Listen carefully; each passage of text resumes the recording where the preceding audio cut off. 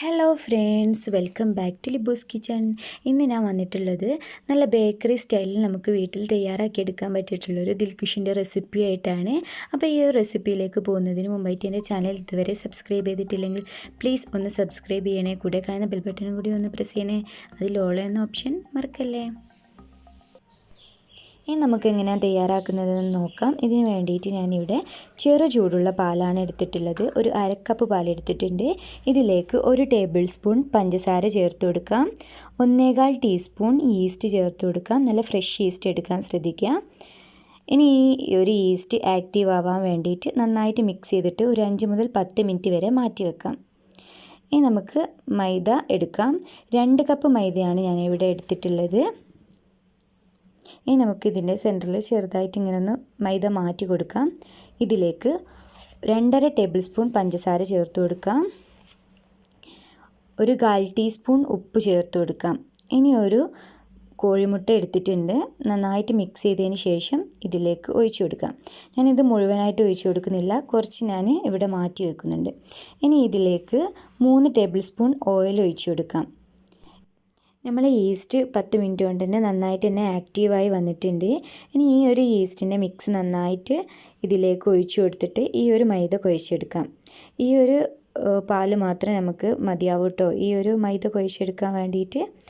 അപ്പോൾ ഞാൻ നേരത്തെ പാൽപ്പൊടി ഇടാൻ വിട്ടുപോയിട്ടുണ്ടായിരുന്നു. 1 ടേബിൾ സ്പൂൺ പാൽപ്പൊടി കൂടി ഇതിലേക്ക് ചേർത്ത് കൊടുക്കുന്നുണ്ട്. ഇനി ഇത് നന്നായിട്ട് തന്നെ കുഴച്ചെടുക്കാം. നമ്മൾ ചപ്പാത്തിക്കൊക്കെ കുഴക്കുന്നതിനേക്കാളും കുറച്ചുകൂടെ സോഫ്റ്റായിട്ടാണ് ഇത് കുഴച്ചെടുക്കേണ്ടത്.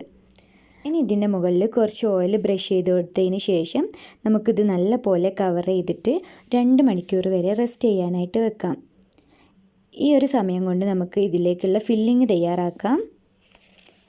അതിന് വേണ്ടിയിട്ട് ഒരു 1.5 കപ്പ് തേങ്ങ എടുത്തിട്ടുണ്ട്. ഇതിലേക്ക് ഞാൻ റൈസിൻസ് ചേർത്ത് കൊടുക്കുന്നുണ്ട്. പിന്നെ ടൂട്ടി ഫ്രൂട്ടി ചേർത്ത് കൊടുക്കുന്നുണ്ട്. ഇനി ഇതിലേക്ക് നല്ലൊരു ഫ്ലേവറിന് വേണ്ടിയിട്ട് 1 ടേബിൾ സ്പൂൺ നെയ്യ് മെൽറ്റ് ചെയ്ത് ഒഴിച്ചു കൊടുക്കുന്നുണ്ട്. പിന്നെ ഒരു 1/4 കപ്പ് പഞ്ചസാര 4 ഏലക്ക കൂടി ചേർത്ത് പൊടിച്ച് അതും കൂടി ചേർത്ത് കൊടുക്കുന്നുണ്ട്. പിന്നെ ഇതിലേക്ക് തന്നെ ഒരു 1/2 ടീസ്പൂൺ ചെറിയ ജീരകവും കൂടി പൊടിച്ച് ചേർത്ത് കൊടുക്കുന്നത് നല്ലൊരു ടേസ്റ്റ് ഉണ്ടാവും. 2 മണിക്കൂർ കൊണ്ട് നമ്മളെ മാവ് നന്നായിട്ട് തന്നെ പൊങ്ങി വന്നിട്ടുണ്ട്.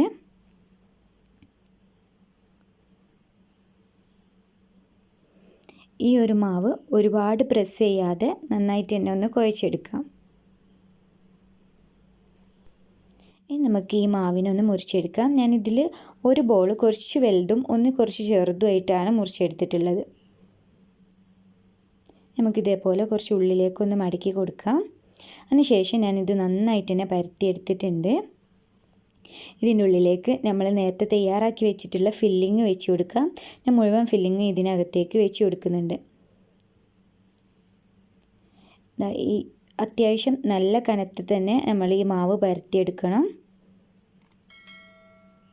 ഇനി ഇതിൻ്റെ മുകളിലായിട്ട് വലിയ പീസ് ഇതിൻ്റെ മുകളിലായിട്ട് വെച്ച് കൊടുത്തിട്ട് നന്നായിട്ട് തന്നെ ഒന്ന് സൈഡൊക്കെ പ്രസ് ചെയ്ത് കൊടുക്കാം.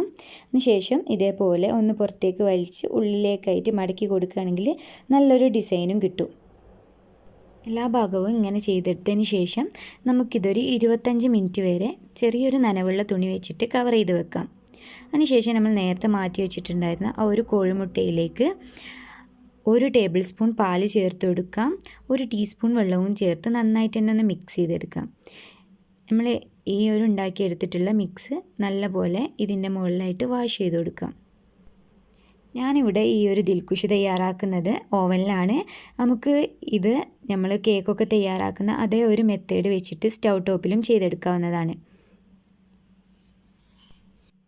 25 മിനിറ്റ് കൊണ്ട് തന്നെ എൻ്റെ ദിൽകുഷ് ഇവിടെ റെഡിയായി വന്നിട്ടുണ്ട്. ഇനി ഇതിൻ്റെ മുകളിൽ കുറച്ച് ബട്ടർ ഇതേപോലെ ഒന്ന് ബ്രഷ് ചെയ്ത് കൊടുക്കാം. ബട്ടർ അല്ലെങ്കിൽ ഓയിൽ ഇതേപോലെ ബ്രഷ് ചെയ്ത് കൊടുത്താലും മതി. അതിനുശേഷം ഒരു 10 മിനിറ്റോളം നമുക്കിതൊന്ന് കവർ ചെയ്ത് വെക്കാം. അപ്പോൾ 10 മിനിറ്റിന് ശേഷം നമ്മൾ ദിൽകുഷ് നല്ല അടിപൊളിയായി വന്നിട്ടുണ്ട്. നല്ല സോഫ്റ്റാണ്, അതേപോലെ തന്നെ കഴിക്കാൻ നല്ല അടിപൊളി ടേസ്റ്റുമാണ്. അപ്പോൾ എല്ലാവർക്കും ഇതൊന്ന് വീട്ടിൽ ട്രൈ ചെയ്ത് നോക്കാം. ട്രൈ ചെയ്തിട്ട് ഫീഡ്ബാക്കൊക്കെ അറിയിക്കുക. അപ്പോൾ നമ്മളെ ചാനൽ ഇതുവരെ സബ്സ്ക്രൈബ് ചെയ്തിട്ടില്ലെങ്കിൽ പ്ലീസ് ഒന്ന് സബ്സ്ക്രൈബ് ചെയ്യുക. കൂടെ കാണുന്ന ബെൽ ബട്ടൺ കൂടി ഒന്ന് പ്രസ് ചെയ്യുക. താങ്ക്